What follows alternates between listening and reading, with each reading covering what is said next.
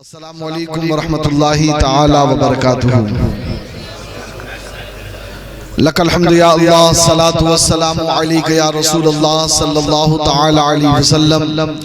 نحمدہ ونصلی ونسلم علی رسولہ الکریم، اما بعد فاعوذ باللہ من الشیطان الرجیم، بسم اللہ الرحمن الرحیم۔ ان تجتنبوا کبائر ما تنہون عنہ نکفر عنکم سیئاتکم وندخلکم مدخلا کریما۔ صدق اللہ العظیم وصدق رسولہ النبی الکریم، ونحن علی ذلک لمن الشاہدین والشاکرین والحمد للہ رب العالمین۔ تیرا جلال و جمال مرد خدا کی دلیل، تو بھی جلیل و جمیل وہ بھی جلیل و جمیل۔ عشق دم جبرائیل، عشق دل مصطفیٰ، عشق خدا کا رسول، عشق خدا کا کلام۔ کافر ہندی ہوں میں، دیکھ میرا ذوق و شوق، لب پہ صلاۃ و درود، دل میں صلاۃ و درود۔ ان پر درود جن کو حجر تک کریں سلام، ان پر سلام جن کو تحیہ شجر کی ہے، ان پر درود جن کو کسے بے کسا کہیں، ان پر سلام جن کو خبر بے خبر کی ہے۔ جن و بشر سلام کو حاضر ہیں السلام، یہ بارگاہ مالک جن و بشر کی ہے۔ شمس و قمر سلام کو حاضر ہیں السلام، خوبی انہی کے جوت سے شمس و قمر کی ہے۔ سب کر و فر سلام کو حاضر ہیں السلام، ٹوپی یہیں کی خاک پہ ہر کر و فر کی ہے۔ خستہ جگر سلام کو حاضر ہیں السلام، مرہم یہیں کی خاک تو خستہ جگر کی ہے۔ اہل نظر سلام کو حاضر ہیں السلام، یہ گرد ہی تو سرما سب اہل نظر کی ہے۔ آ کچھ سنا دے عشق کے بولوں میں اے رضا، مشتاق طبع لذت سوز جگر کی ہے۔ کعبے کے بدر الدجا تم پہ کروڑوں درود، طیبہ کے شمس الضحا تم پہ کروڑوں درود۔ یا رسول اللہ خلق کے حاکم ہو تم، رزق کے قاسم ہو تم، جو ملا تم سے ملا تم پہ کروڑوں درود۔ اور ایک میرا ہی رحمت میں دعویٰ نہیں، شاہ کی ساری امت پہ لاکھوں سلام۔ وہ دسوں جن کو جنت کا مزدہ ملا، اس مبارک جماعت پہ لاکھوں سلام۔ ان کے مولا کے ان پہ کروڑوں درود، ان کے اصحاب و عطرت پہ لاکھوں سلام۔ غوث اعظم امام التقا والنقا، جلوہ شان قدرت پہ لاکھوں سلام۔ خواجہ خواجگاں ہند کے بادشاہ، خواجہ دین و ملت پہ لاکھوں سلام۔ بڑی عقیدت محبت احترام و خلوص کے ساتھ نبی آل نبی اصحاب نبی ازواج نبی علیہ الصلوۃ والتسلیم کی بارگاہ گوہربار میں ہدیہ درود شریف پڑھیں۔ اللہم صلی علی سیدنا و شفیعنا و حبیبنا مولانا محمد بارک وسلم، صلو علیہ صلاۃ و سلاما علیک یا رسول اللہ صلی اللہ تعالی علیہ وسلم۔ اللہ کے رسول صلی اللہ تعالی علیہ وسلم ارشاد فرماتے ہیں کہ اے میرے صحابہ، جب مجھ پہ درود پڑھا کرو تو کٹا ہوا درود نہ پڑھا کرو۔ صحابہ اکرام نے عرض کیا یا رسول اللہ یہ کٹا ہوا درود کیا ہے؟ تو آپ نے فرمایا کہ تم مجھ پہ تو درود پڑھتے ہو لیکن میری آل کو چھوڑ دیتے ہو، تو لہٰذا جب بھی درود پڑھا کرو تو مجھ پہ بھی پڑھا کرو اور میری آل پہ بھی پڑھا کرو۔ اسی نیت کے ساتھ ایک مرتبہ اور ہدیہ درود شریف، اللہم صلی علی سیدنا و شفیعنا و حبیبنا مولانا محمد بارک وسلم وعلی آلہ اکرام و صحبہ اجمعین وبارک وسلم، صلو علیہ صلاۃ و سلام علیک یا رسول اللہ صلی اللہ تعالی علیہ وسلم۔ حضرات محترم، بڑی مبارک بادی کے لائق ہیں اس گاؤں کے جملہ حضرات، خصوصیت کے ساتھ انجمن الحسینی کمیٹی کے جملہ ممبران، اور چونکہ میں اس تنظیم خدمت خلق سوسائٹی کا صدر بھی ہوں تو لہذا میری یہ ذمہ داری بنتی ہے کہ میں جتنے بھی مہمان اس جلسے میں تشریف لائے ان کا شکریہ ادا کروں۔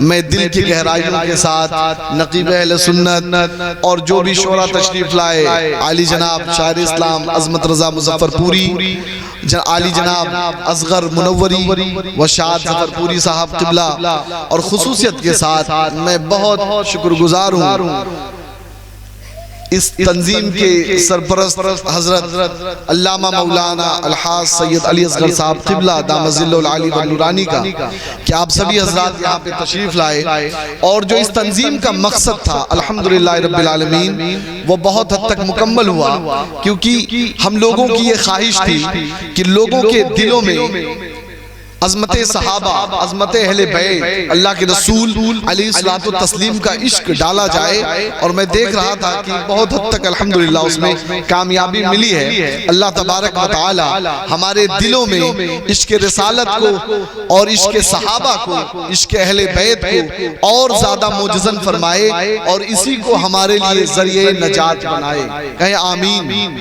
اللہ تبارک و تعالی اس جلسے کو قبول و مقبول فرمائے۔ حضرات محترم درود شریف پڑھ لیں، اللہم صلی علی سیدنا و شفیعنا و حبیبنا مولانا محمد بارک وسلم، صلو علیہ صلاۃ و سلام علیک یا رسول اللہ صلی اللہ تعالی علیہ وسلم۔ پیغام اہل بیت اس جلسے کا نام ہے، تو حضرات محترم پھر اہل بیت کا پیغام بھی آپ کو سننا چاہیے اور اس پہ عمل کرنے کی کوشش کرنا چاہیے۔ پہلی بات آپ یہ سن لیں کہ وقت لگانا، آج کل ہمارا کام کیا ہے، اللہ رحم فرمائے کہ ہم بہت سی فالتو چیزوں میں اپنے وقت کو ضائع کرتے ہیں، بہت سے ایسے کام کرتے ہیں جو لایانی ہوتے ہیں، جن کا کوئی مقصد نہیں ہوتا، اور کافی وقت ہمارا صرف ہو جاتا ہے، اور جب وقت گزر جاتا ہے تب ہمیں خیال آتا ہے کہ ہائے افسوس ہم نے اپنا وقت کہاں برباد کر دیا۔ لیکن حضرات محترم اللہ کے رسول صلی اللہ تعالی علیہ وسلم پر، آپ کی آل، آپ کی اولاد پر اگر انسان نے بیٹھ کے ذکر سنا اور ان کا ذکر کیا اور ایسے کاموں کے لیے، دین کے لیے اپنا وقت لگایا، تو اس کی کتنی برکت ہوتی ہے اور اس کا کتنا عظیم اجر اور ثمرہ ملا کرتا ہے۔ اس کو آپ یوں سماعت فرمائیں، ایک مصنف ہیں حضرت عبداللہ ابن رسا رضی اللہ تعالی عنہ، ان کی ایک کتاب ہے تحفہ، اس میں انہوں نے ایک واقعہ نقل فرمایا ہے کہ بغداد میں ایک آدمی ہے، غریب ہے، کھانے کا محتاج ہے، بچے بھوکے ہیں گھر میں، لیکن حضرات محترم پیٹ میں دانا نہیں ہے، نوالے نہیں ہے، لیکن اس کے باوجود اس آدمی نے نماز نہیں چھوڑی ہے۔ رات کا اندھیرا ہے، رات کے اندھیرے میں بھی وہ اللہ کی بارگاہ میں مصلی بچھا کر وہ نماز پڑھ رہا ہے۔ اتنے میں نماز پڑھتے پڑھتے بھوک کی وجہ سے اس کے بچوں کی رونے کی آواز اس کے کان میں سنائی دیتی ہے، تو اس کے دل میں خیال آتا ہے کہ میں نے بہت سنا ہے کہ نبی پر جب درود پڑھا جائے، نبی کی آل پر جب درود پڑھا جائے تو بگڑے ہوئے کام بن جاتے ہیں، بہت سی چیزیں سور جاتی ہیں، تو میں نے سنا ہے اللہ آج عمل کر کے دیکھتے ہیں۔ حضرات محترم نماز مکمل کی، گھر والوں کو جمع کیا، کہا سنو ہم پریشان ہیں، چلو آج ہم ایک کام کرتے ہیں، آج ہم پوری رات اپنے نبی پر درود پڑھ کے دیکھتے ہیں کہ اس کا فائدہ کیا ہوتا ہے۔ آج ہم پوری رات درود پڑھ کے دیکھتے ہیں کہ اس کا فائدہ کیا ہوتا ہے۔ حضرات محترم گھر کے بچوں کو لے کے بیٹھ گیا، پیٹ میں دانا نہیں ہے، غور سے سنیے گا، بچے بھوکے ہیں، لیکن حضرات محترم اب آدمی ایسے عالم میں کیا کرے گا، کسی کے دروازے جائے گا، کسی سے کچھ مانگے گا، سوال کرے گا، لیکن نہیں، یہاں پہ اس کو توکل ہے، تو اللہ کے رسول علیہ الصلوۃ والتسلیم کی ذات بابرکات پر، اس رب کی عطا پر، جو رب اپنے محبوب کے صدقے میں سارے عالم کو کھلاتا وہ پلاتا ہے۔ حضرات محترم ذکر شروع کر دیا، سارے گھر والوں نے بیٹھ کر ذکر کرتے کرتے درود پاک پڑھتے پڑھتے گھر والوں کو نیند آ گئی، تھکے ہوئے تھے، آنکھ لگ گئی، اس میں ان کی بھی آنکھ لگ گئی، آنکھ لگی تو پھر کیا دیکھتے ہیں، قسمت بیدار ہو گئی، سنا ہے کہ آپ ہر عاشق کے گھر تشریف لاتے ہیں، میرے گھر بھی ہو جائے چراغا یا رسول اللہ۔ حضرات محترم آنکھ لگنا تھا، اللہ کے رسول علیہ الصلوۃ والتسلیم خواب میں تشریف لاتے ہیں، کہتے ہیں کیا حال ہے میرے بندے، السلام علیکم۔ حضرات محترم وعلیکم السلام، قسمت جاگ اٹھی ہے، آقا خواب میں تشریف لائے ہیں، وہ دیکھ کے حیران ہے۔ آقا علیہ الصلوۃ والتسلیم کہتے ہیں حیران کس بات کے لیے ہو، ارے تم نے دل سے بلایا ہے، تمہارے لیے حاضر ہو گیا۔ واہ واہ واہ، زندہ باد پیدا کیجئے، عقیدت تو پیدا کیجئے، صرف زبان سے کہیے مت، اپنے اندر وہ عشق تو پیدا کیجئے۔ کون کہتا ہے کہ آقا سنتے نہیں؟ حضرات محترم، آقا علیہ الصلوۃ والتسلیم کی بارگاہ میں ہمارے درود و سلام پہنچانے کے لیے اللہ نے فرشتوں کی ڈیوٹی لگا رکھی ہے۔ ادھر امت محمدیہ کا کوئی ایک بندہ اپنے نبی کو یاد کرتا ہے، ادھر اللہ تبارک و تعالیٰ کے فرشتے نبی کی بارگاہ میں پہنچ کے خبر دیتے ہیں، مولا فلاں مقام پر تیرے فلاں بندے نے فلاں بن فلاں نے تجھے یاد کیا ہے، تجھ پہ درود پڑھا ہے۔ آقا سنتے ہیں، آقا جواب بھی دیتے ہیں۔ حضرات محترم، وہ ہمارے آقا ہیں، ان کو سب خبر ہے۔ حضرات محترم، آقا حاضر ہوئے، آقا نے سلام پیش کیا، کہا کیا حال کیسا چل رہا؟ کہا یا رسول اللہ بہت پریشان ہوں، بچے بھوکے ہیں، تنگ دست ہو گیا ہوں۔ آقا نے کہا جب صبح ہو تو تمہارے محلے میں ایک فلاں آدمی رہتا ہے؟ ہاں یا رسول اللہ وہ رہتا ہے، لیکن وہ تو مجوسی ہے، وہ تو آگ کا پجاری ہے۔ آقا نے کہا اس کے پاس چلے جانا اور جا کر میرا سلام کہنا، اور جا کے کہنا جو تو دعا مانگا کرتا تھا تیری دعا قبول ہو گئی۔ حضرات محترم، آنکھ جب کھلی صبح ہوئی تو اب آقا کا خواب جس نے دیکھا تو میرے آقا نے بیان فرمایا جس نے مجھے خواب میں دیکھا اس نے مجھے ہی دیکھا، کسی اور کو نہیں، کیونکہ شیطان آپ کی صورت نہیں بنا سکتا۔ لیکن دل میں خیال آیا کہ آقا نے ایک غیر مسلم کو سلام بھیجا، بات سمجھ میں نہیں آئی، لیکن خواب بھی حق ہے، آقا کا سلام پہنچانا بھی ہے، حکم بھی ملا ہے۔ پہنچ گیا اس کے دروازے پر، مجوسی مالدار تھا، لوگوں کو عطا کرتا تھا، دیتا تھا، مانگنے والوں کی بھیڑ تھی، دے رہا تھا۔ جب آخر میں یہ بچا، کہا بتائیے آپ کی کوئی ضرورت؟ کہا ہے تو، لیکن سب کے سامنے نہیں، اندر چلو۔ حضرات محترم اندر گئے تو اس نے کہا بتائیے کیا ضرورت ہے؟ ان شخص نے کہا کل رات مجھے خواب میں اپنے آقا کی زیارت نصیب ہوئی۔ سبحان اللہ، آقا کی زیارت نصیب ہوئی۔ کہا تو؟ کہا ہاں میرے آقا نے تمہارے پاس مجھے بھیجا ہے اور یہ بھی کہا ہے کہ اس سے میرا سلام کہہ دینا۔ حضرات محترم وہ دنگ رہ گیا، کہا کیا کہہ رہے ہو؟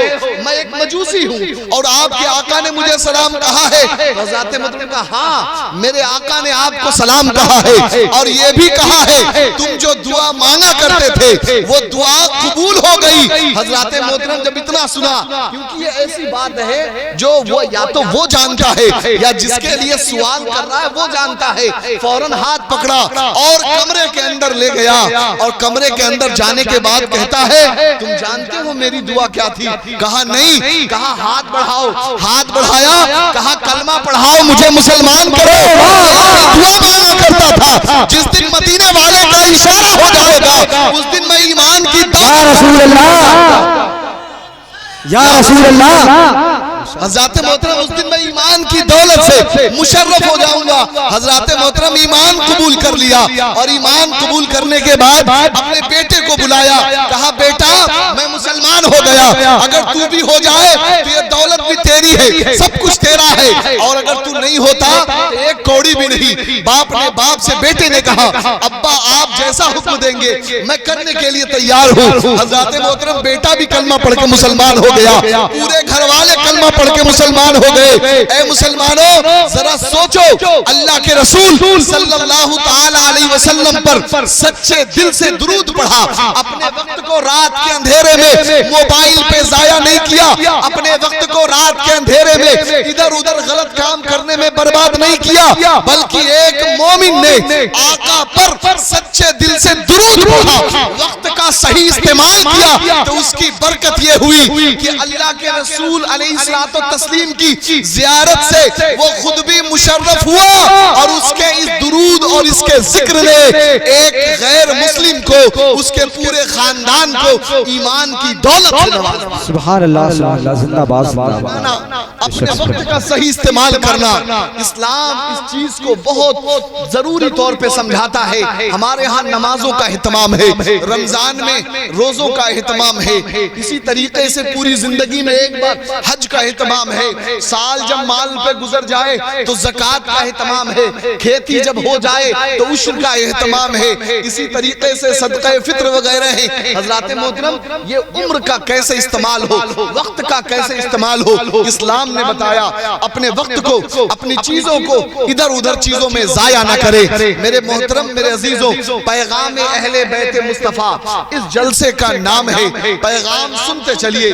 اللہ تبارک و تعالی ہماری اس محفل کو قبول و مقبول فرمائے، لیکن شرط یہ ہے کہ حضرات محترم آپ عمل کریں اور عمل خود بھی کریں، دوسروں کو بھی دعوت دیں۔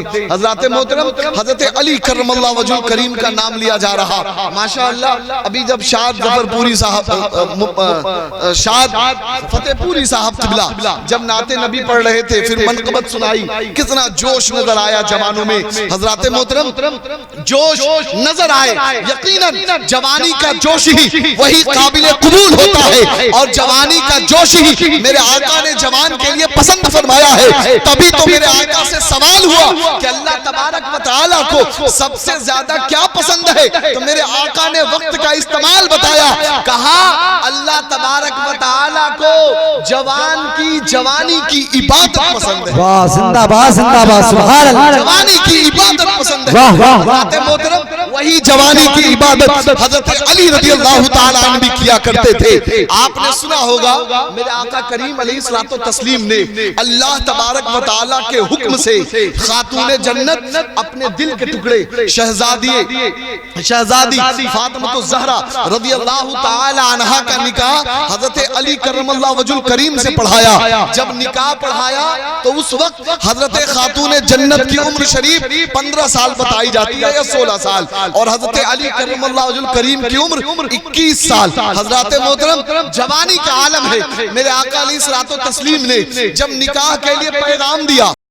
اور علی رضی اللہ تعالیٰ عنہ آئے، تو آقا علیہ الصلوۃ والتسلیم نے جب ان کی درخواست کو قبول کی تو پوچھا، علی تمہارے پاس کیا کیا سامان ہے؟ غور سے سنیے گا جو بتانا چاہتا ہوں، اے نوجوانوں کیا کیا سامان ہے؟ تو حضرات محترم حضرت علی رضی اللہ تعالیٰ عنہ نے کیا بتایا؟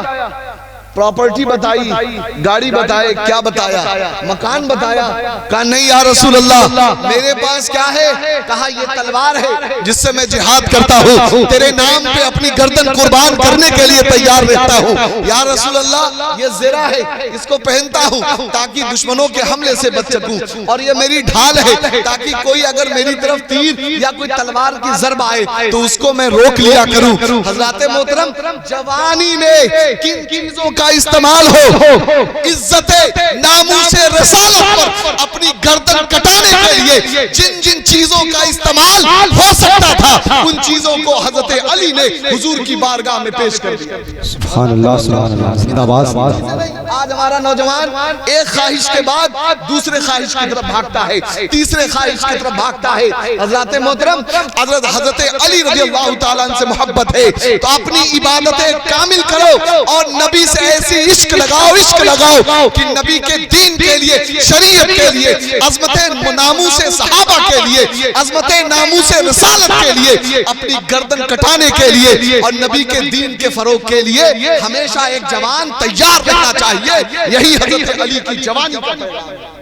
سبحان اللہ۔ اتنا ہی نہیں، شادی ہو گئی، شادی ہونے کے بعد اللہ کے رسول علیہ الصلوۃ والتسلیم نے اپنی بیٹی رخصت کی تو آپ نے سنا ہوگا کہ یہ دیا وہ دیا، بہت چیزیں آپ نے سنی، لیکن جناب والا پیغام اہل بیت آقا علیہ الصلوۃ والتسلیم نے اپنی بیٹی کو جب رخصت کر دیا، شام کو گھر تشریف لے گئے، اور گھر جانے کے بعد آپ نے دونوں کو بلایا، حضرت علی رضی اللہ تعالیٰ عنہ کو اور حضرت خاتون جنت رضی اللہ تعالیٰ عنہا کو، اور دونوں کو بلا کر سامنے کھڑا کیا اور ان کے لیے دعا کی۔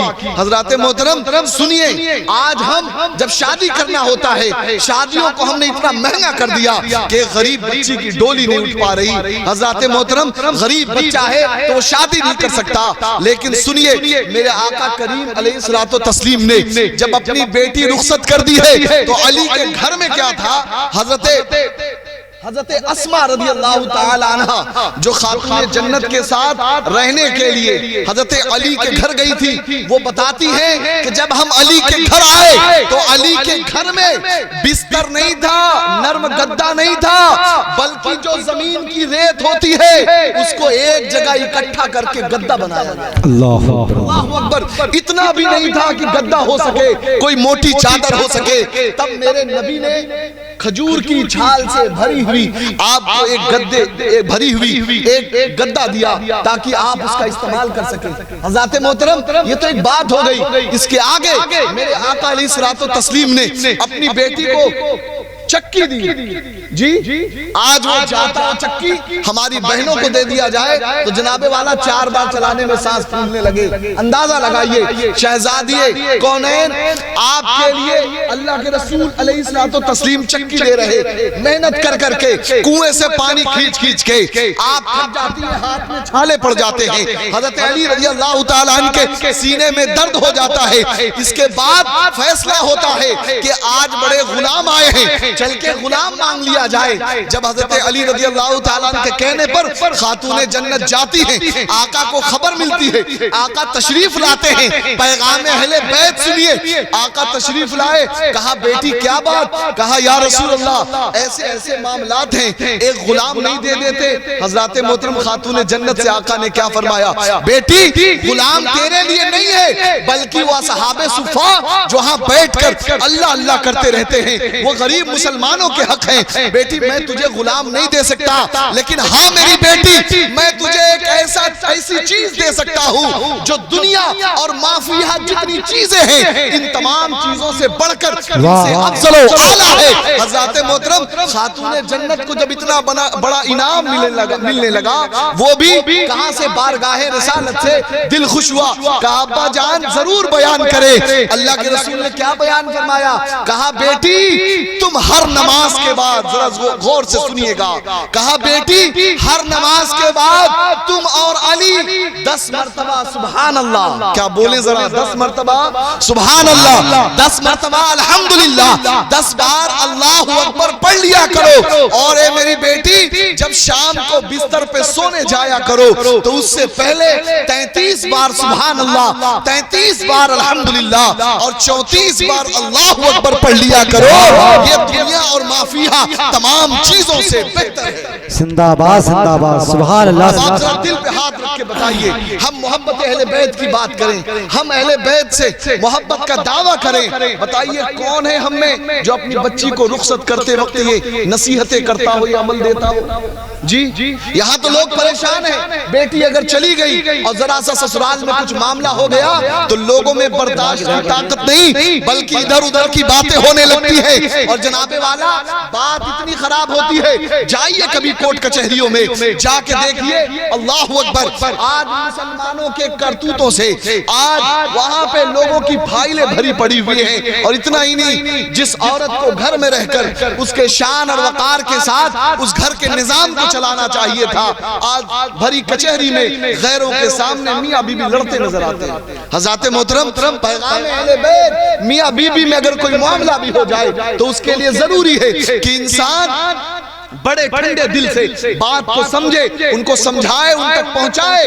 حضرت علی کرم اللہ وجہ الکریم واقعہ آپ نے بھی سنا ہوگا، کسی بات سے خاتون جنت سے ناراض ہو گئے، ناراضگی کے بعد آپ گھر سے نکلے اور جا کر آپ ایک جگہ، ایک روایت میں کہ مسجد نبوی میں ہی جا کے آپ پیٹھ کے بل لیٹ گئے اور لیٹے ہوئے ہیں۔ آقا کریم علیہ الصلوۃ والتسلیم گھر گئے، بیٹی سے پوچھا بیٹی علی کہاں ہے؟ خاتون جنت نے کہا یا رسول اللہ کچھ ناراضگی ہو گئی اور گھر سے چلے گئے۔ آقا علیہ الصلوۃ والتسلیم ناراض نہیں ہوئے، آقا کو پورا اختیار ہے، ناراض ہو سکتے ہیں، امتی بھی ہیں، چھوٹے بھائی بھی ہیں، حضرات محترم ناراضگی کا پورا اختیار ہے، لیکن آقا ناراض نہیں، بول سکتے تھے لوگوں کو جاؤ علی کو ڈھونڈ کے لاؤ، علی کہاں ہے، لیکن نہیں، خود آقا کریم علیہ الصلوۃ والتسلیم اپنے قدم ناز سے چلتے ہیں، نگاہ ناز سے ڈھونڈتے ہیں علی کہاں ہے، علی کہاں ہے، ڈھونڈتے ڈھونڈتے معلوم چلتا ہے کہ مسجد میں پیٹھ کے بل لیٹے ہوئے ہیں حضرات محترم، اور اس وقت حضرت علی رضی اللہ تعالیٰ عنہ کے پیٹھ پر مٹی لگ گئی ہے۔ تو ذرا دیکھیں دل بہلانے کا انداز کیا ہے، کیسے سمجھایا جاتا ہے، کیسے سجویا جاتا ہے۔ میرے آقا نے دیکھا تو نام علی ہے، لیکن جسم پر اب مٹی لگ گئی تو میرے آقا نے ایک اور نام دے دیا، کہا ارے علی اب تو تم ابو تراب لگ رہے ہو۔ واہ زندہ باد زندہ باد، واہ واہ جھاڑتے ہوئے ارے ابو تراب، اب تو تم ابو تراب ہو۔ حضرات محترم حضرت علی رضی اللہ تعالیٰ بیان فرماتے ہیں جس دن سے میرے کریم آقا نے مجھے اپنی زبان فیض ترجمان سے ابو تراب کہا، علی کو اس سے بڑھ کر کوئی پیارا لقب ہی نہیں۔ واہ واہ زندہ باد سبحان اللہ سبحان اللہ۔ کیسے رشتوں کو سجویا جاتا ہے۔ میرے آقا سے سنیے پیغام اہل بیت، جناب والا بات اتنی سمجھ میں آ گئی تو اور آگے سنیے۔ آج ہماری امیدیں بہت بڑھ گئی ہیں، بہت زیادہ، یہ کر لیں وہ کر لیں، ایسا کر لیں ویسا ہو جائے، یہ نہیں ہوا وہ ہوا۔ ذات محترم حرام ہے کہ حلال ہے کچھ پتا نہیں، لیکن ہم نے اتنی امیدیں باندھ رکھی ہیں اور ان امیدوں کو پورا کرنے کے چکر میں حرام کام بھی کر رہے معاذ اللہ۔ حضرات محترم لوگ مال بڑھانے کے چکر میں آج کیا حرام کاموں کی طرف نہیں جا رہے۔ حضرات محترم سنیے، اللہ کے رسول علیہ الصلوۃ والتسلیم نے ارشاد فرمایا ہے کہ قیامت کے قریب ایک زمانہ ایسا آئے گا کہ لوگ مال تو حاصل کریں گے، خوب مال حاصل کریں گے، ان کے اندر یہ بات ہوگی کہ وہ مال حاصل کریں، لیکن وہ یہ خیال نہیں کریں گے کہ اس کو حلال سے کمایا کہ حرام سے کمایا۔ حضرات محترم خیال کریں، آپ رزق جب تلاش کریں تو رزق آپ کا حلال کا ہونا چاہیے۔ بہرحال حضرات محترم اللہ سے ڈرا کریں، کسی بھی کام میں اللہ سے ڈرا کریں، اور ڈرنا کیسے؟ حضرت علی کرم اللہ وجہ الکریم بیان فرماتے ہیں اے لوگوں اللہ سے اتنا ڈرا کرو، اتنا ڈرا کرو، اتنا ڈرا کرو کہ اگر تم سارے زمانے کے نیک لوگوں کے نیکیوں کو لے کر بھی اس رب کی بارگاہ میں جاؤ گے تو ہو سکتا ہے وہ کریم رب معاف نہ کرے۔ اتنا ڈرو اللہ سے۔ آج تو یہ حال کہ 4 وقت کی نماز پڑھ لی تو جناب والا اپنے آپ کو ہم نے بہت بڑا سمجھ لیا۔ اتنا ہی نہیں، آدمی بیٹھ کے یہاں پہ محفل کر لی تو ذات محترم کل صبح سے بہت نیکی کما لی، نمازوں کا قتل عام کر دیا۔ ذات محترم اللہ سے ڈرا کریں۔ حضرت علی بیان فرماتے ہیں رب سے اتنا ڈرو کہ اگر تم سارے زمانے کے نیک لوگوں کی نیکیاں بھی لے کے جاؤ گے تو ہو سکتا ہے وہ معاف نہ کرے۔ لیکن علی رضی اللہ تعالیٰ نے یہ بھی بیان فرمایا کہ تم اپنے رب سے اتنی امید رکھو، اس کے کرم سے اتنی وابستگی رکھو کہ اگر تم سارے زمانے کے گناہگاروں کے گناہ لے کے بھی جاؤ گے تو وہ کریم رب تمہیں معاف فرما دے۔ واہ واہ واہ ڈرنا ہے تو رب سے ویسے ڈرنا ہے، امید لگانی ہے تو ویسی لگانی ہے۔ تو ذات محترم ہمارے دل میں ڈر بھی تو ویسا پیدا ہو۔ آج یہ حال ہے کہ جناب والا ہمیں کوئی خبر نہیں کہ ہم کیا کر رہے، بالکل انسان پرواہ نہیں کرتا۔ بڑا گناہ تو بڑا گناہ، چھوٹے گناہ تو چھوٹے گناہ، لوگ تولنے لگتے ہیں یہ بڑا گناہ یہ چھوٹا گناہ، کر لیا تو کیا ہوا۔ حضرات محترم اب آیت کریمہ کا ترجمہ سن لیجئے، اس کے بعد 2-4 باتیں اور میں نے آپ کے سامنے جس آیت کریمہ کو تلاوت کرنے کا شرف حاصل کیا، اللہ رب العزت ارشاد فرماتا ہے ان تجتنبوا کبائر ما تنہون عنہ نکفر عنکم سیئاتکم، کہ اے لوگوں اگر تم بڑے گناہوں سے بچو گے تو جو تمہارے چھوٹے گناہ ہیں ان چھوٹے گناہوں کو ہم معاف فرما دیں گے۔ کیا کرنا ہے؟ ذرا زور سے، بڑے گناہوں سے بچنا ہے۔ اگر تم نے بڑے گناہ چھوڑ دیے تو اس کریم رب کا وعدہ ہے کہ وہ تمہارے چھوٹے گناہوں کو معاف کر دے گا۔ حضرات محترم اس رب کی بارگاہ میں بڑا چھوٹا کچھ نہیں ہوتا، وہ رب چاہے تو بڑے سے بڑے گناہ کو معاف کر دے، وہ رب چاہے تو بڑی سے بڑی نیکی کو قبول نہ کرے۔ لیکن حضرات محترم بڑے گناہ کو چھوڑ دو، رب نے کہا ہم تمہارے چھوٹے گناہ کو معاف کر دیں گے۔ معاملہ کیا ہوتا ہے؟ آج ہم راستہ چلتے ہوئے ہم نے کتنے گناہ کیے ہمیں پتہ نہیں ہوتا، جی پتہ ہوتا ہے آپ کو، لیکن کسی کو پتہ ہو یا نہ ہو اس رب کو خبر ہے کہ نہیں خبر ہے؟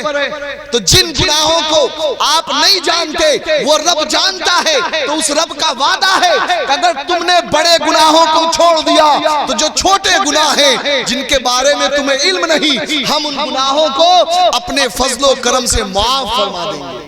حضرات محترم اب ایک بات سنیے، پیغام اہل بیت حضور خواجہ غریب نواز علی رحمت رضوان ارشاد فرماتے ہیں کہ اللہ تبارک و تعالی کی طرف سے روزانہ 2 فرشتے آسمان سے آتے ہیں، ایک فرشتہ خانہ کعبہ پہ اترتا ہے اور ایک فرشتہ گنبد خضرا پہ اترتا ہے، اور دونوں فرشتے آواز لگاتے ہیں کہ جو خانہ کعبہ پہ فرشتہ اترتا ہے خواجہ پاک بیان فرماتے ہیں کہ آواز لگاتا ہے، اے لوگوں سنو سنو سنو، اگر تم نے اللہ کے فرائض کو مکمل طور پہ ادا نہیں کیا تو تم کبھی بھی اپنے عہدے سے فارغ نہیں ہو سکتے، کبھی بھی تمہیں چھٹکارا نہیں مل سکتا۔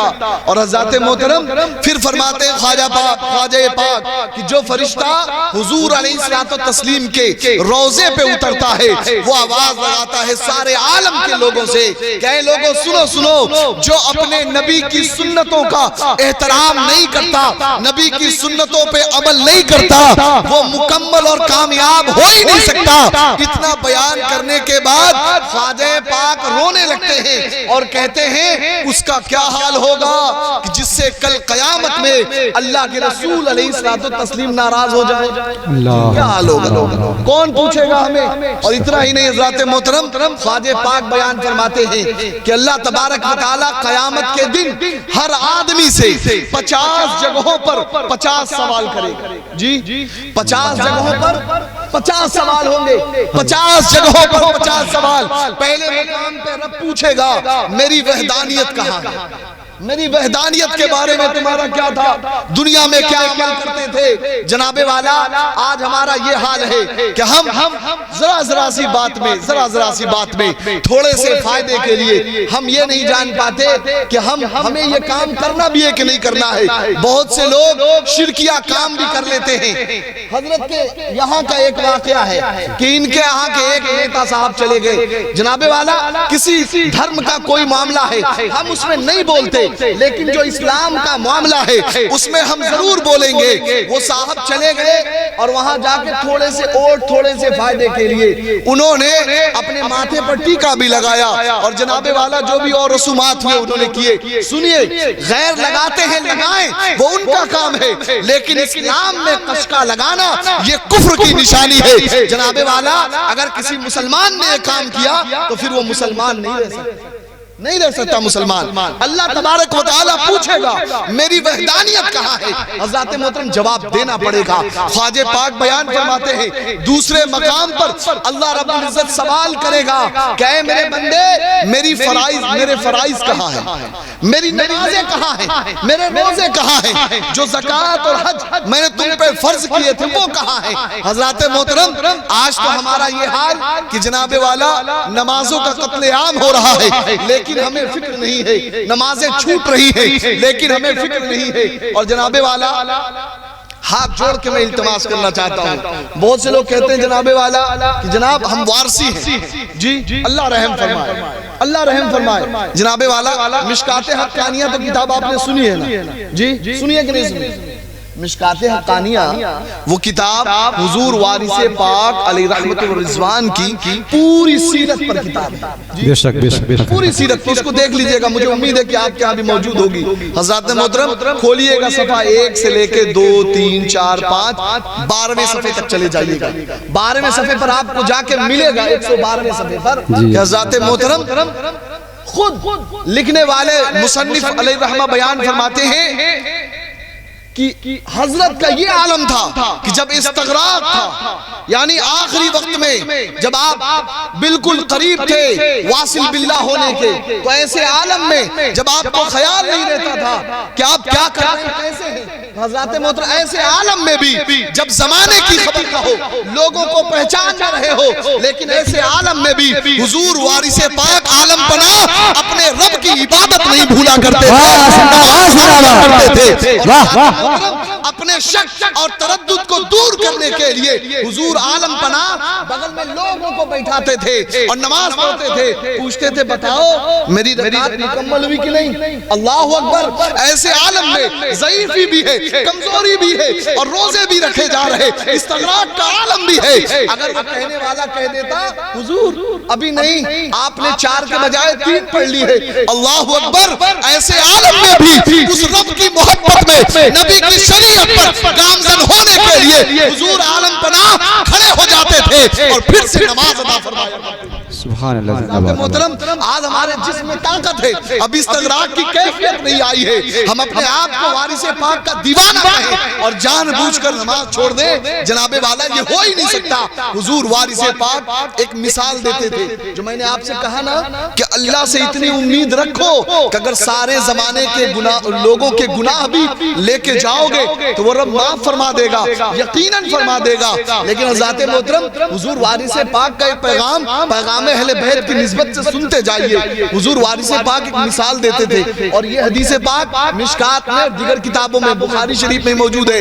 یہ حدیث پاک حضرت بلال سے بھی، حضرت ابو ہریرہ سے بھی اور حضرت معاذ بن جبل سے بھی، تینوں لوگوں سے مروی ہے کہ اللہ کے رسول علیہ الصلوۃ والتسلیم نے ایک دفعہ فرمایا کہ جس نے لا الہ الا اللہ کہا، سچے دل سے تصدیق کی، وہ نجات پا گیا، سبحان اللہ، وہ نجات پا گیا، وہ جنتی ہے۔ حضرات محترم، آقا علیہ الصلوۃ، ایک روایت میں ہے کہ آقا علیہ الصلوۃ والتسلیم نے حضرت بلال کو کہا جاؤ اعلان کر دو، حضور عالم پناہ یہی روایت بیان کرتے تھے، کہا حضرت بلال سے جاؤ اعلان کر دو کہ جس نے بھی لا الہ الا اللہ محمد الرسول اللہ پڑھ لیا وہ نجات پا گیا۔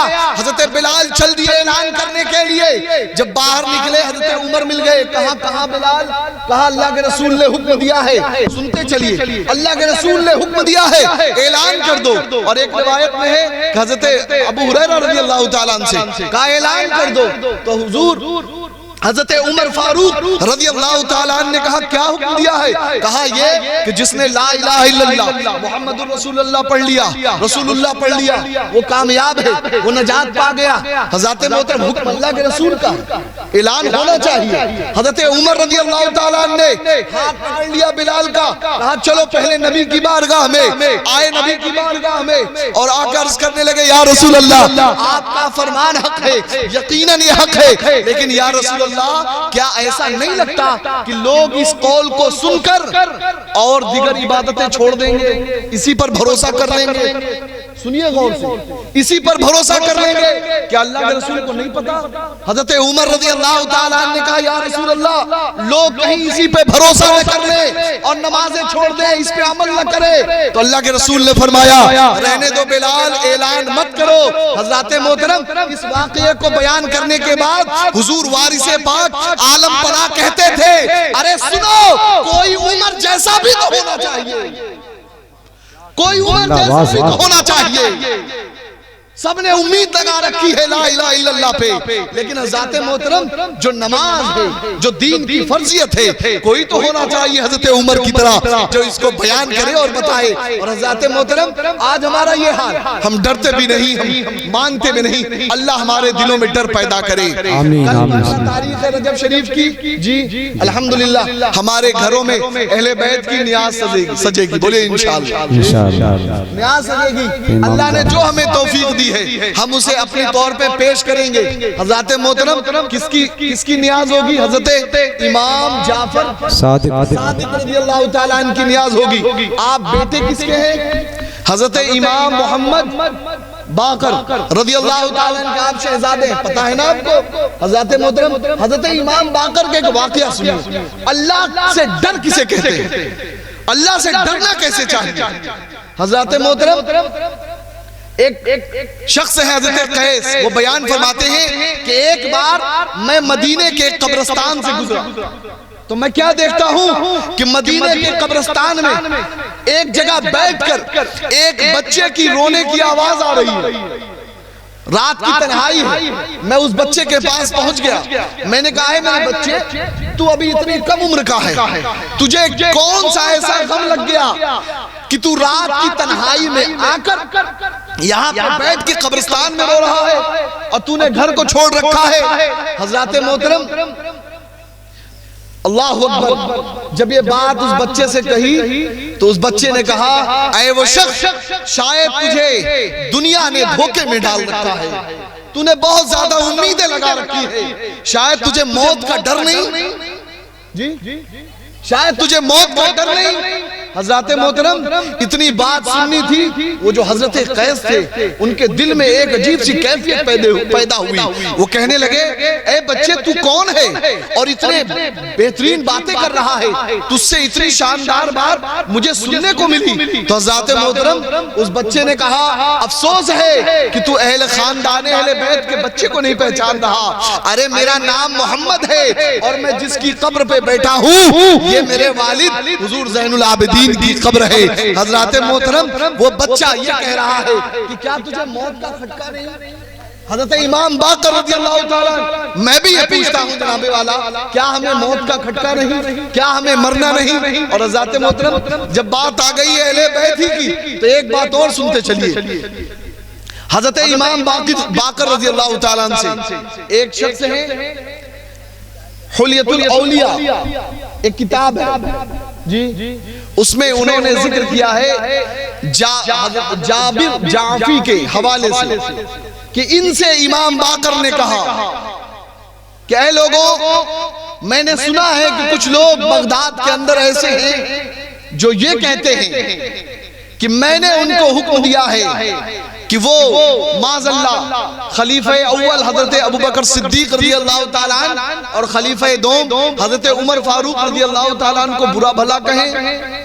حضرت محترم امام باقر بیان فرماتے ہیں کہ اے جابر تم جا کے اعلان کر دو اور سنو، میں اللہ کی بارگاہ میں برات کرتا ہوں ایسے لوگوں سے، اور اگر اللہ نے مجھے حکمرانی دے دی تو میں ایسے لوگوں کی گردن مار دوں گا جو ان خلیفہ کو برا بھلا کہتے ہیں، اور سنو نہ ان کو اللہ کے رسول کی شفاعت نصیب ہوگی، نہ انہیں قیامت میں کسی طریقے سے کوئی اللہ کی بارگاہ میں کوئی مرتبہ کوئی منصب حاصل ہوگا۔ حضرات محترم آج یہ حال ہے کہ لوگ پتہ نہیں کیا کیا کہہ دیتے ہیں۔ وہی جس کتاب کی میں بات کر رہا ہوں حضور وارث عالم پناہ کے حوالے سے، حضرات محترم آپ اسی کتاب میں ایک مقام پہ بیان فرماتے ہیں کہ حضور کا یہ عقیدہ تھا کہ ہر صحابی کو درجہ بدرجہ مانتے تھے، اور یہی اہل سنت والجماعت کا عقیدہ۔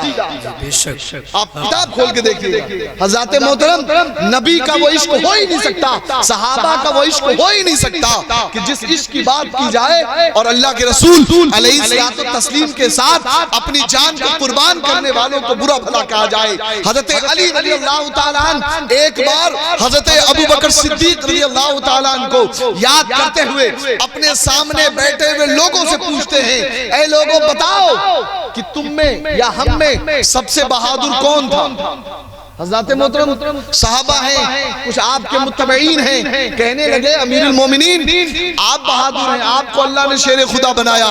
حضرات محترم آپ فرمانے لگے اے لوگوں بتاؤ کہ آل فرعون کا وہ لڑکا زیادہ طاقتور تھا یا پھر کوئی اور؟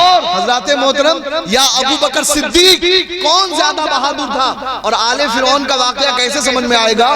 جب آپ سورہ یاسین شریف پڑھیں گے اس میں ایک جگہ آتا وَجَاءَ مِنْ أَقْصَى الْمَدِينَةِ رَجُلٌ يَسْعَىٰ، وہ پوری آیت کریمہ اس میں ہے کہ ایک بچہ آیا قوم فرعون سے اور اس نے کہا کہ تم ایسے شخص کو مار رہے ہو جو دین کی دعوت دے رہا ہے، تو آپ نے پوچھا بتاؤ وہ آل فرعون کا مرد زیادہ بہتر تھا یا ابو بکر صدیق؟ حضرات محترم لوگ خاموش تھے، حضرت علی نے کہا بولتے کیوں نہیں، بولتے کیوں نہیں؟ حضرات محترم جب سب خاموش تھے تو حضرت علی رضی اللہ تعالیٰ نے قسم کھا کے کہا کہ یقیناً اللہ کی قسم کھا کے کہتا ہوں کہ ہم میں سب سے طاقتور ابو بکر تھے، کیونکہ جس زمانے میں نبی کو برا بھلا کہا جاتا تھا، نبی کو گالیاں دی جاتی تھی، نبی کے اوپر حملے ہوتے تھے، تو ایسے عالم میں کوئی ذات ان کی حفاظت کرتی تھی، ان کے آگے کھڑی ہوتی تھی، ان کے لیے اپنے جسم کو پیش کرتی تھی، تو وہ ذات ابو بکر کی ذات تھی۔ بے شک حق ہے، ماشاءاللہ، سبحان اللہ۔ ایسے تذکرہ ہمارے علی کرتے ہوئے نظر آ رہے، اور حضرات محترم اب اگر ان صحابہ کی محبت میں کوئی بغض یا کینہ ڈالے تو حضرات محترم سمجھ جائیے کہ وہ سچا اہل بیت کا چاہنے والا نہیں ہے۔ اہل بیت کی محبت کامل و اکمل اسی صورت میں ہو سکتی ہے کہ میرے نبی نے جن جن سے پیار کیا ہے ان سے پیار کیا جائے، اور میرے نبی نے جن جن سے نفرت کی ہے ان سے نفرت کی جائے۔ بہرحال حضرات محترم میں بیان کر رہا تھا کہ ایک مقام پر خواجہ پاک بیان فرماتے ہیں اللہ رب العزت پوچھے گا کہ میرے فرائض کہاں ہیں، نمازوں کی پابندی کریں، ابھی بھی وقت ہے حضرات محترم، وقت نہیں نکلا، نمازوں کی پابندی کریں۔ سن لیجئے خواجہ پاک بیان فرماتے ہیں کہ اللہ تبارک و تعالی نے حضرت موسیٰ علیہ السلام سے، توجہ چاہتا ہوں تھوڑی دیر کے لیے، گفتگو ختم ہے، اللہ کون بیان کرتا ہے؟ حضرت خواجہ پاک کہ اللہ تبارک و تعالی نے حضرت موسیٰ علیہ السلام کو وحی فرمائی کہ اے موسیٰ، جہنم کی وادیوں میں سے میں نے ایک وادی پیدا فرمائی ہے،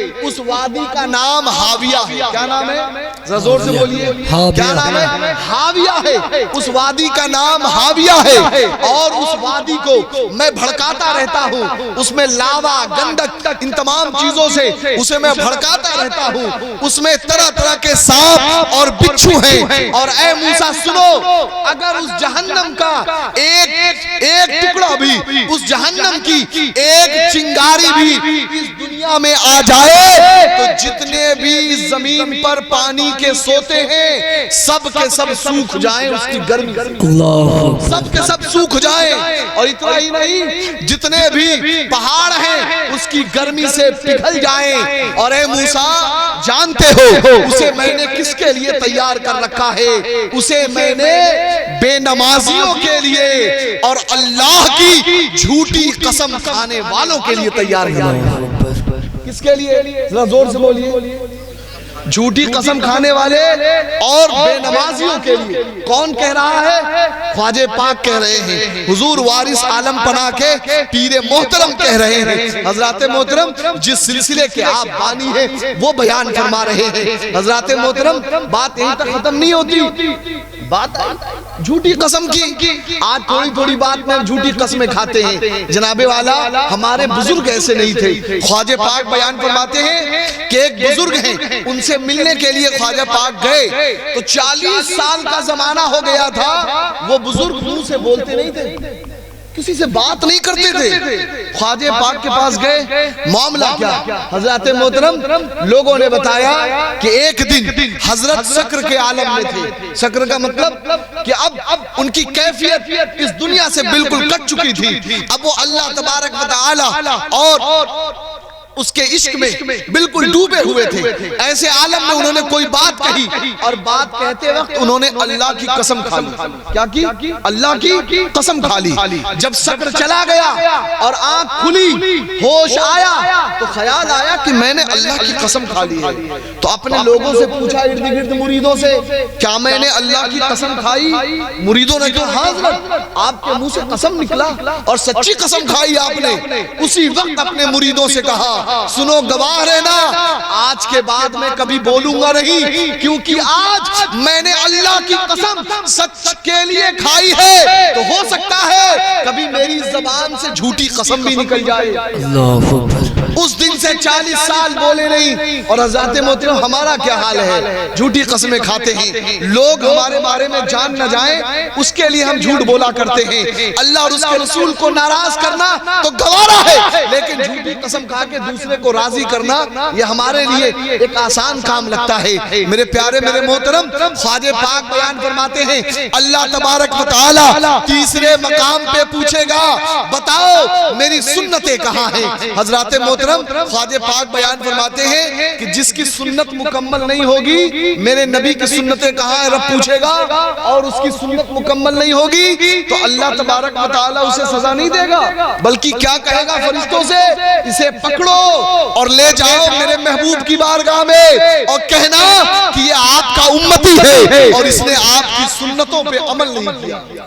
اللہ اکبر، ذرا سوچئے جناب والا، میرے نبی نے دین دینے کے لیے، ہمیں اللہ کی پہچان دینے کے لیے، ہمیں راہ راست پہ لانے کے لیے کتنا کچھ دیا، کتنی محنتیں کی، کتنے جتن اٹھائے، کتنی پریشانیاں اٹھائیں، اور آج ہمارا یہ حال ہے کہ ہم ذرا سی بات میں سنتوں کا قتل عام کر دیتے ہیں۔ شادی بیاہ ہو، ہمیں تمیز ہی نہیں کہ ہم کھائے پائے کیسے، ہمیں تمیز ہی نہیں کہ نکاح کے آداب کیا ہیں، ہمیں تمیز ہی نہیں کہ نکاح کیسے کرنا ہے۔ جناب والا، انہی سب چھوٹے چھوٹے کاموں کے لیے، آپ کی اصلاح کے لیے، آپ کے لیے ایک خدمت کے طور پر کہ اللہ کے رسول دین کی حمایت سمجھ کر حضور وارث پاک علیہ رضوان کے صدقے میں اس کو قبول فرمائیں، اس لیے اس تنظیم کو شروع کیا گیا تاکہ لوگوں کی اصلاح کی جا سکے۔ حضرات محترم، آپ جب جڑیں گے تو آپ کو پتا چلے گا۔ اسی طریقے سے حضرات محترم، یہ تو سنت کی بات ہو گئی، وہ لوگ وضو بناتے ہیں لیکن وضو میں سنتیں کیا ہے لوگوں کو پتا نہیں۔ خواجہ پاک بیان فرماتے ہیں، خواجہ پاک کہ ایک مرتبہ حضرت فضیل بن عیاض رضی اللہ تعالیٰ عنہ انہوں نے نماز کے لیے وضو بنایا اور وضو بنا کے نماز پڑھی، چونکہ آخری وقت تھا، جلدی وضو بنایا، اس میں سنت چھوٹ گئی۔ جب سنت چھوٹ گئی، نماز پڑھ کے لیٹے، خواب میں آقا تشریف لے آئے۔ ہمارے آقا کو بھی خبر ہے ہم کیا کرتے ہیں۔ آقا بیان فرماتے ہیں، تُورَضُ عَلَيَّ أَعْمَالُكُمْ كُلَّ يَوْمٍ، تمہارے ہر دن کے اعمال میری بارگاہ میں پیش ہوتے ہیں۔ حضرات محترم، آقا کو خبر ہے، آقا حاضر ہو گئے حضرت فضیل بن عیاض کے خواب میں، کہا فضیل کیا بات، آج تو نے میری سنت چھوڑ دی۔ ذرا سوچ، ایک نبی کے عاشق نے جو روزانہ سنت پہ عمل کرتا تھا، ایک سنت چھوڑ دی تو میرے آقا کو تکلیف ہو گئی۔ ہم کتنی نمازیں چھوڑ دیتے ہیں، کتنی سنتوں کا قتل عام کر دیتے ہیں، آقا کو کتنی تکلیف ہوتی ہوگی۔ آقا نے کہا فضیل کیا بات، آج تو نے میری سنت چھوڑ دی۔ حضرت فضیل کہنے یا رسول اللہ معافی، کیا سنت چھوڑ دی؟ آقا نے بیان فرمایا فضیل تو نے وضو کیا لیکن وضو میں خلال نہیں کیا، وضو میں ان انگلیوں کا خلال کرنا یہ سنت ہے، تو نے یہ سنت چھوڑ دی۔ حضرات محترم، آنکھ کھلی، حضرت فضیل بن عیاض رضی اللہ تعالیٰ عنہ روئے، بہت روئے، اور رونے کے بعد اٹھے، کامل وضو کیا اور کامل وضو کر کے اس ایک سنت چھوٹ جانے کے بدلے میں 200 رکعت نفل نماز پڑھی، اور ایک بار نہیں پڑھی، پوری زندگی جب تک زندہ رہے اس ایک سنت چھوٹنے کے عوض میں روزانہ 200 رکعت نفل نماز پڑھتے تھے۔ حضرات محترم، اللہ کے رسول نے ارشاد فرمایا جو اپنے انگلیوں کا خلال نہیں کرے گا اللہ تبارک و تعالی اس میں جہنم کی آگ بھر دے گا۔ اندازہ لگائیے، جب خلال نہ کرے، وضو کرے اور خلال نہ کرے تب یہ سزا ہے، اور جو کوئی وضو ہی نہ کرے پھر اس کی سزا کیا ہوگی؟ اللہ اکبر، اس کی سزا کیا ہوگی؟ حضرات محترم، اس وجہ سے ہم سچے حسینی ہیں، بولی ہیں کہ نہیں جی، سچے حسنی ہیں۔ امام حسین نے کربلا کے میدان میں آخری وقت پہ کیا نماز چھوڑ دی تھی کیا جناب والا؟ ذرا زور سے بتائیں، چھوڑ دی تھی کیا؟ تو حسین اعظم کا آخری پیغام کیا ہے؟ کیا ہے آخری پیغام؟ نماز قائم کرنا۔ آخری پیغام، جب تک زندگی کی سانس باقی ہے اس رب رحمان کی رضا کے لیے اپنے سر کو جھکاتے رہو، حسین اعظم کا یہی پیغام ہے۔ حضرات محترم، یقین جان لیجئے اگر ہم نے ان باتوں پہ عمل کیا تو ہماری زندگی کامیاب ہے، ہم سچے عاشق اہل بیت کہلائیں گے انشاءاللہ الرحمن۔ امید ہے کہ رنگ بدلے گا، ضرور بدلے گا، اور ہمارے اندر انقلاب پیدا ہوگا، بولے انشاءاللہ الرحمن، انشاءاللہ۔ حضرات محترم، تنظیم کے مقاصد میں سے دیکھیے حافظ نورین صاحب چونکہ ہمارے قریب ہیں، اب کام ہونا تھا اللہ تبارک و تعالی، جیسا آپ نے پہلے سنا کہ اللہ تبارک و تعالی کو جب اپنے دین کی خدمت لینی ہے تو کسی سے لے سکتا ہے، یقیناً لے سکتا ہے رب تبارک و تعالی۔ تو ذات محترم اب ہم لوگوں کو کام کرنا تھا تو ایک انتخاب بنا نورین صاحب کا، حافظ نورین صاحب کا، یہ ہمارے رابطے میں کہ یہ ہم سے جڑے ہیں، پھر آپ جو ہیں ان سے جڑیں گے، تو جس طریقے سے مرید ہونے والا اپنے ہاتھ کو دیتا ہے پیر محترم حضرت سید علی اصغر کے ہاتھوں میں، لیکن یہ ہاتھ ان کے ہاتھ میں نہیں ہوتا بلکہ کہاں ہوتا ہے؟ جی ذرا زور سے بولیں، غوث اعظم کے ہاتھوں میں ہاتھ ہوتا ہے، جی خواجہ پاک کے ہاتھوں میں ہاتھ ہوتا ہے، اور وہ سلسلہ چلتے ہوئے کہاں جاتا ہے؟ حضرت علی رضی اللہ تعالیٰ کے ہاتھوں تک جاتا ہے، اور وہاں سے نبی مختار کونین کے داتا کے بارگاہ تک جاتا ہے۔ تو ذات محترم بس یوں ہی سلسلہ لگا ہوا ہے کہ اس طریقے سے آپ جڑیں گے تو یہ عالم کے ساتھ، عالم جسے اللہ کے رسول نے ارشاد فرمایا کہ عالم وہ میرے نائب ہیں، جی نائب ہیں۔ اور ایک بات اور یاد آ گئی، بس لیجئے، خواجہ پاک بیان فرماتے ہیں جو شخص کسی عالم کی زیارت کرنے کو جائے، ملنے کو جائے، اللہ تبارک و تعالی اسے 1000 سال عبادت کا ثواب عطا فرماتا ہے، اور اگر اس میں اس کو انتقال نصیب ہو جائے، اگر اس میں وہ موت پا جائے، فوت ہو جائے، تو اللہ تبارک و تعالی اس مرنے والے کو بھی علماء کی صف میں کل قیامت میں اٹھائے گا، اسے عالم کا درجہ نصیب عطا فرماتا ہے۔ اور اتنا ہی نہیں، خواجہ پاک نے بیان فرمایا کہ اگر کوئی شخص کسی عالم کی 7 دن خدمت کرے تو اللہ تبارک و تعالی اسے 7000 سال عبادت کا ثواب عطا فرماتا ہے، اور ایسا ثواب جس میں دن میں روزہ رہا جائے اور رات میں پوری رات اللہ کی عبادت کی جائے۔ تو ذات محترم یہ میرے ارشادات نہیں ہیں، یہ خواجہ پاک کے ارشادات ہیں۔ تو ذات محترم ہمارا مقصد یہ بھی ہے، اس تنظیم کا مقصد یہ بھی ہے کہ ہم جو کمزور اور نادار لوگ ہیں، جو علاج وغیرہ نہیں کرا پاتے، ان کے لیے علاج کا انتظام کیا جائے۔ اسی طریقے سے جیسے بتایا گیا، ایک بچی کی شادی تھی، اس میں محنت کی گئی، کچھ انتظام ہوا، اور ایسے لوگ ہوں گے انشاءاللہ، آپ نے دم قدم پہ ساتھ دیا تو وہ بھی ہوگا۔ اس کے علاوہ ہمارا ایک منصوبہ ہے کہ ایسے گاؤں جہاں پر بچے پڑھ نہیں پاتے، ان بچوں کے لیے فری تعلیمی کیمپ، یہ دیکھیں یہاں پہ لگا ہوا ہے، یہ تنظیم کی طرف سے شروع کیا گیا ہے، اس میں کوئی فیس نہیں ہے۔ آپ ہر مسجد میں اس کا ہفتے میں مہینے میں ایک بار انعقاد ہوگا، وہاں پہ لوگ آئیں گے، بیٹھ کے سنیں، ٹاپک دیے گئے ہیں، اس پہ تقریر ہوگی، اور آپ کی جو بھی ضروریات ہے اسے آپ پیش کریں گے۔ ساتھ جی شروع بھی ہو گیا الحمدللہ۔ اس کے علاوہ اس تنظیم کا ایک مقصد وہ بھی ہے کہ ایسے مسجدیں جہاں پر امام نہیں ہیں، وہاں پہ امام انشاءاللہ آپ نے ساتھ دیا تو امام ہم مقرر کریں گے، اور تنخواہ بھی انشاءاللہ تنظیم دے گی، لیکن وہاں پہ اللہ کے بندوں کی عبادت انشاءاللہ جاری کی جائے گی۔ اور تنظیم کی یہ بھی ہے کہ ہر گاؤں سے ایک غریب بچہ جو ہونہار ہے، جو مالدار ہے، وہ اپنے بچوں کو عالم تو بنائے، غریبوں کو دعوت دی جائے گی، وہاں سے بچے اور بچیاں لے کے انہیں عالم دین بنانے کے لیے اور دین کی عالمہ بنانے کے لیے تنظیم ان کے خرچ اور ان کے خراجات کو اٹھائے گی اور ان کو ایک عالم بنائے گی تاکہ وہ معاشرے کی اصلاح کر سکیں۔ اور حضرات محترم اسی کے ساتھ ساتھ یہ دینی تو کام ہوں گے ہی، ساتھ ہی ساتھ اگر کوئی بچہ ہائی اسکول، انٹر، ان پڑھائیوں میں نمایاں کامیابی حاصل کرتا ہے تو اس کے حوصلہ افزائی بھی ہوگی، اور اگر وہ آگے پڑھنا چاہتا ہے، اس کے پاس پیسے نہیں ہیں، حوصلہ ہے، تو انشاءاللہ اس کا انتظام تنظیم خدمت خلق سوسائٹی کرے گی، انجمن الحسینی مل کے کرے گی انشاءاللہ، اور اس بچے کو ہم پڑھائیں گے اور قوم کے لیے اسے وفادار بنائیں گے، اور انشاءاللہ وہ ہمارے کام آئے گا۔ حضرات محترم جی وہی کوچنگ سینٹر کا ایک پروگرام بھی ہے تو انشاءاللہ ہم دھیرے دھیرے کریں گے۔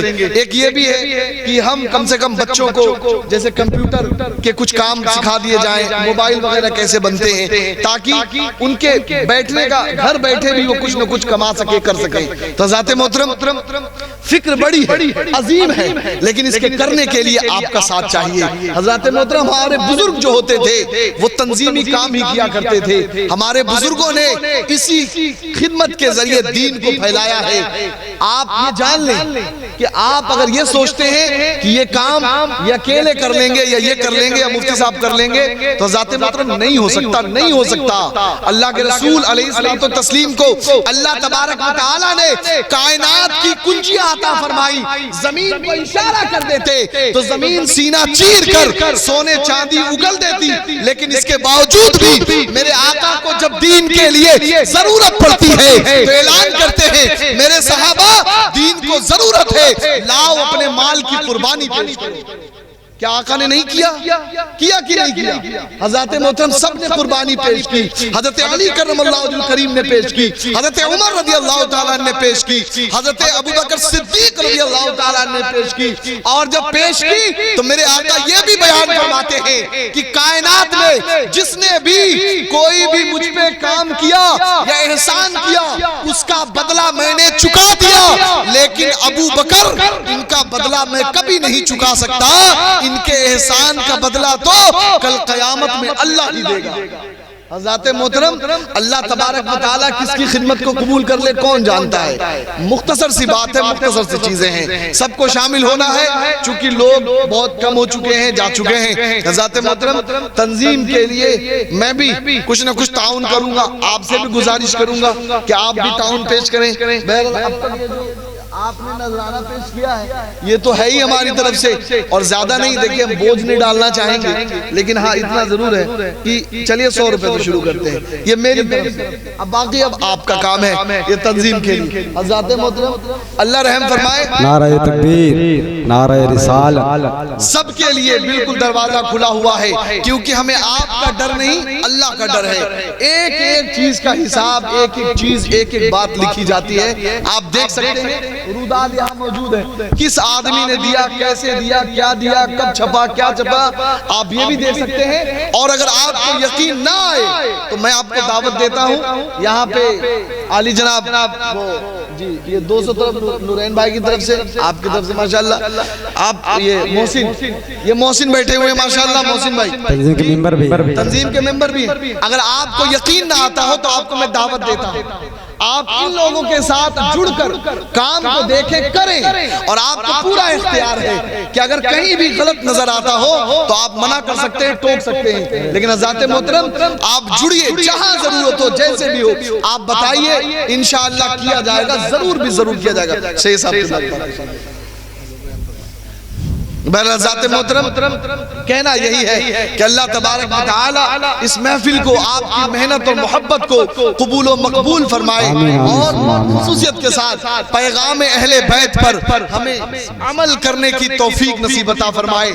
حضرات محترم پیغام اہل بیت یہ بھی ہے نا جی, ہے کہ نہیں؟ پیغام اہل بیت یہ بھی ہے کہ نہیں؟ حضرت علی رضی اللہ تعالیٰ نے جس کے پاس کرتا نہیں تھا اپنے کرتے کو اتار کے پہنا دیا, جنت نے جس کے پاس کپڑا نہیں تھا گھر سے نیا کپڑا نکال کے پہنا دیا. پیغام اہل بیت یہ بھی ہے نا کہ امام حسین نے اپنے گھر میں 200 درہم اپنے گھر کے خرچے کے لیے رکھا ہے, لیکن مانگنے کے لیے سائل آیا تو 200 درہم اسے لٹا دیے. پیغام اہل بیت یہ بھی ہے کہ امام حسن رضی اللہ تعالیٰ نے ایک غلام نے ایک کتے کو روٹی کھلائی تو امام حسن کے آنکھوں میں آنسو آ گئے. کہا زمانہ ایسا ہے کہ لوگ خود اپنے کھانے کے لیے ترس رہے اور تجھے روٹی ملی ہے تو کتے کو کھلا رہا ہے. تو اس نے جواب دیا, اے نواسے رسول امام حسن یہ کیسے ہو سکتا ہے کہ میں اپنا پیٹ بھر لوں اور اللہ کی مخلوق بھوکی رہ جائے. حضرات محترم امام حسن رونے لگے. آپ گئے اس کے آقا کے پاس, اس غلام کو بھی خرید کے آزاد کر دیا اور اسے اس باغ کا مالک بھی بنا دیا. زندہ باد, زندہ باد, سبحان اللہ. اپنے پیٹ کو بھی بھریے اور ساتھ ہی ساتھ پڑوسیوں کا بھی, اوروں کا بھی خیال رکھیے. تو حضرات محترم ظاہر سی بات ہے ایک آدمی نہیں کر سکتا جی, ایک آدمی کسی کے شادی کے خرچے اٹھا سکتا ہے نہیں اٹھا سکتا. اللہ جس کو توفیق دے بہت مشکل ہوگا, لیکن ہاں اگر یہی سارے مل جائیں جی, یہی سارے مل جائیں تو پھر بتائیے انشاءاللہ ہو سکتا ہے کہ نہیں ہو سکتا ہے. اللہ تبارک و تعالی آپ کی محنت محبت کو قبول و مقبول فرمائے. تنظیم خدمت خلق کی اس کاوش کو قبول فرمائے. اور یہ پہلا جلسہ ہے. بات یہ بھی ہو رہی تھی کہ کب کیا جائے, سال میں ایک بار ہونا ہے تو کب کیا جائے. آج آپ کے ہوا ہے, انشاءاللہ آپ کے بھی ہوگا, اس کے علاوہ اور جگہوں پہ بھی. تو میں سمجھ رہا ہوں کہ اس سے اچھی نسبت اور کیا مل سکتی ہے کہ آج حضرت امام جعفر صادق رضی اللہ تعالیٰ عنہ کی نسبت پاک ہے. جی ہے کہ نہیں, سبحان اللہ. اور ابھی جو پچھلی رات گزری وہ حضرت علی کرم اللہ وجہ کریم کی نسبت پاک ہے. اور آگے جو آنے والا مہینہ ہے اس میں کیا ہوگا پھر, ابھی اسی مہینے میں آنے والی تاریخ 26 تاریخ جی وہ معراج النبی علیہ الصلوۃ والتسلیم کی تاریخ ہے. تو حضرات محترم جب سب کچھ اسی مہینے میں جمع ہے تو میں سمجھ رہا ہوں کہ اس تاریخ کو ہی چاند کے حساب سے متعین کر لیں. جی 14 رجب کی شب. اور اس مدرسے میں آپ لوگ قیام کیے ہیں, اسی مدرسے کا نام بھی رکھا گیا مدرسہ گلشن اہل بیت. گلشن اہل بیت. اللہ تبارک و تعالی اہل بیت کا اسے گلشن بنائے. آپ اپنے بچوں کو بھیجئے, پڑھائیے, محنت کیجئے. جناب والا قرآن کی تعلیم بہت ضروری ہے, بہت ضروری ہے, ورنہ آپ زندگی تو گزار کے چلے جائیں گے لیکن اسی قبرستان میں ہوں گے, آپ پر کوئی فاتحہ پڑھنے والا بھی نہیں ہوگا. تو ذات محترم مدرسہ گلشن اہل بیت میں اپنے بچوں کو آپ بھیجئے, تعلیم کا مکمل انتظام کیجئے. میرے پیارے, میرے محترم, میرے عزیزوں, ایک آخری بات گزرتے ہوئے سن لیجئے. حضرت امام جعفر صادق رضی اللہ تعالیٰ عنہ کی نسبت سے بات ہوئی. آپ کو صادق کیوں کہا جاتا ہے پتہ ہے آپ لوگوں کو؟